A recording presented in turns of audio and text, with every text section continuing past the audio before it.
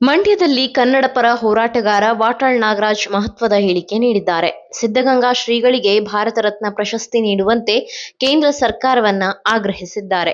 ಮಂಡ್ಯದಲ್ಲಿ ಮಾತನಾಡಿದ ಕನ್ನಡ ಪರ ಹೋರಾಟಗಾರ ವಾಟಾಳ್ ನಾಗರಾಜ್, ಸಿದ್ಧಗಂಗಾ ಮಠದ ಪೂಜ್ಯ ಶ್ರೀಗಳಿಗೆ ದೇಶದ ಅತ್ಯುನ್ನತ ನಾಗರಿಕ ಪ್ರಶಸ್ತಿಯಾದ ಭಾರತ ರತ್ನ ನೀಡಬೇಕು ಎಂದು ಒತ್ತಾಯಿಸಿದರು.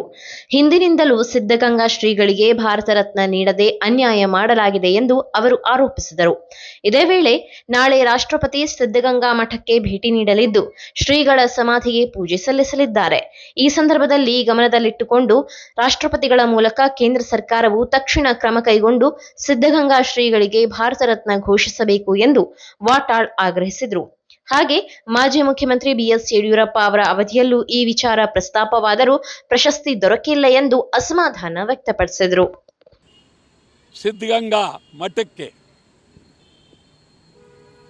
ರಾಷ್ಟ್ರಪತಿಯವರು ಬರ್ತಾ ಇದ್ದಾರೆ. ನಾಳೆ ರಾಷ್ಟ್ರಪತಿಯವರು ಬರೋದರಿಂದ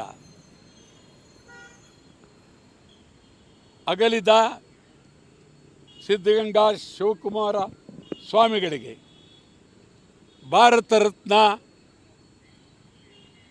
ಪ್ರಕಟಣೆ ಮಾಡಲೇಬೇಕು. ರಾಷ್ಟ್ರಪತಿಯವರು ಅವರ ಸಮಾಧಿಗೆ ಪೂಜೆ ಮಾಡುವ ಕಾರ್ಯಕ್ರಮ ಇದೆ. ಪೂಜೆ ಮಾಡಿದರೆ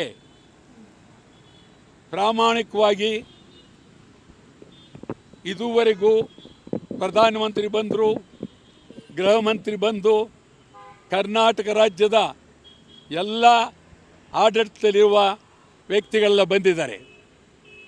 ಒಂದು ಭಾರತ ರತ್ನ ಕೊಡೋದಕ್ಕೆ ನಿಮ್ಮ ಕೈಲಿ ಶಕ್ತಿ ಇಲ್ಲ, ತಾಕತ್ತಿಲ್ಲ. ಯಡಿಯೂರಪ್ಪನವ್ರ ಕಾಲದಿಂದ ಭಾರತ ಕೊಡ್ಸೋಕ್ಕಾಗಲಿಲ್ಲ. ಯಡಿಯೂರಪ್ಪ ಮುಖ್ಯಮಂತ್ರಿಯಾಗಿ ಆರಾಮಾಗಿ ಕಾಲ ಕಳೆದರು. ಸಿದ್ಧಗಂಗಾ ಮಠನ ಭಾಳ ಉಪಯೋಗಿಸ್ಕೊಂಡ್ರು. ನಾನಿವತ್ತು ಹೇಳ್ತಾ ಇದ್ದೀನಿ, ನಿಮ್ಮ ಯಾರ್ಯಾರು ಮುಖಂಡರುಗಳಿದ್ದೀರಿ ಮಾತನಾಡಿ ರಾಷ್ಟ್ರಪತಿಯವರಿಗೆ ಹೇಳಿ, ಪ್ರಧಾನಿಯವರಿಗೆ ಹೇಳಿ, ಭಾರತ ರತ್ನ ಶಿವಕುಮಾರ ಸ್ವಾಮಿಗಳಿಗೆ ಕೊಡುವ ಹಂತಕ್ಕೆ ಬರಬೇಕು.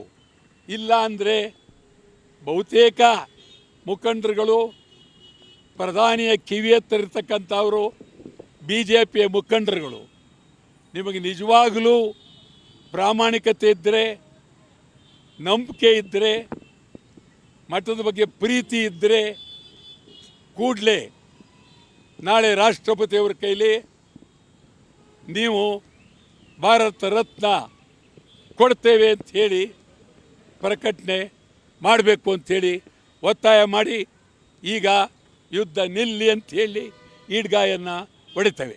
ನೀವು ಸಣ್ಣ ಆಗಬೇಕಲ್ವಾ? ಅದು ಒಂದು ಉತ್ತಮ ಆಹಾರದಿಂದ ಸಣ್ಣ ಆಗಬೇಕಲ್ವಾ? ಪ್ರತಿದಿನ ನಮ್ಮ ಜೀನಿ ಸ್ಲಿಮ್ನ ಯೂಸ್ ಮಾಡಿ ಯಾವುದೇ ಸೈಡ್ ಎಫೆಕ್ಟ್ ಇಲ್ದಂಗೆ ನೀವು ಸಣ್ಣ ಆಗ್ತೀರಾ.